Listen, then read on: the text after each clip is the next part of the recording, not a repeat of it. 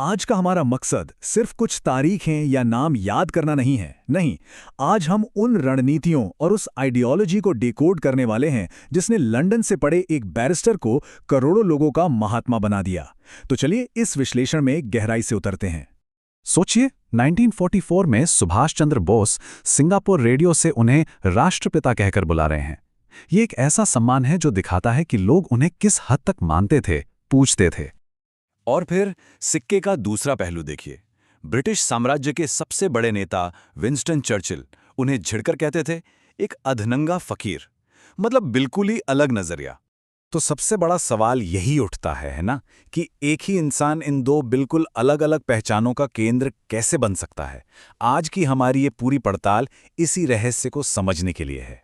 तो शुरुआत करते हैं उनके शुरुआती जीवन से। समझने की कोशिश करते हैं कि वो कौन से बुनियादी तत्व थे जिन्होंने उनके बड़े आंदोलनों से बहुत पहले ही उनके कैरेक्टर और उनकी सोच को एक आकार दिया। उनके पिता करमचंद गांधी राजकोट रियासत में दीवान थे। अब इसका मतलब ये हुआ कि गांधी ने बचपन से ही देखा था कि एडमिनिस्ट्रेशन कैसे काम करता है, सत्ता से कैसे बात की जाती है।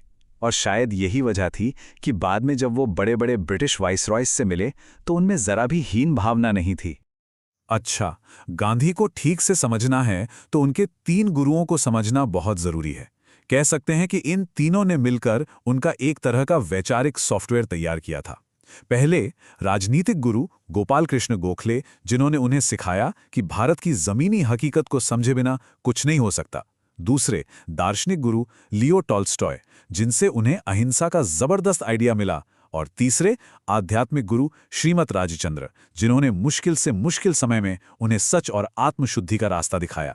राजनीति, दर्शन और अध्यात्म का यही मेल उन्हें अपने जमाने के बाकी नेताओं से बिल्कुल अलग खड़ा कर देता है। अब चलते हैं उनके दक्षिण अफ्रीका के दौरे पर। देखिए, ये सिर्फ उनकी जिंदगी का एक चैप्टर नहीं था, बल्कि ये एक बहुत जरूरी रिसर्च एंड डेवलपमेंट फेज था। एक लैब जहां उन्होंने अपने सबसे बड़े हथियार को बनाया और परखा। दक्षिण अफ्रीका में जो ट्रेन वाली घटना हुई वो एक असली टर्निंग पॉइंट थी। उन्होंने उस पर्सनल बेइज्जती को एक पब्लिक लड़ाई में बदल दिया। इसके फौरन बाद उन्होंने नटाल इंडियन कांग्रेस बनाई, इंडियन ओपिनियन नाम से अखबार शुरू किया और रंगभेद के कानूनों के खिलाफ एक कामयाब कैंपेन भी चलाया। और यहीं इसी दक्षिण अफ्रीका की जमीन पर उन्होंने अपना सबसे ताकतवर हथियार तैयार किया, सत्याग्रह, जिसका मतलब है सत्य की शक्ति। ये कोई कमजोरों का हथियार नहीं था, बल्कि नैतिक और आध्यात्मिक बल पर आधारित एक बहुत एक्टिव संघर्ष था। तो 9 जनवरी 1915 को जब वो भारत लौटे तो वो कोई नए खिलाड़ी नहीं थे, लेकिन उन्होंने आते ही कोई बहुत बड़ा देशव्यापी आंदोलन शुरू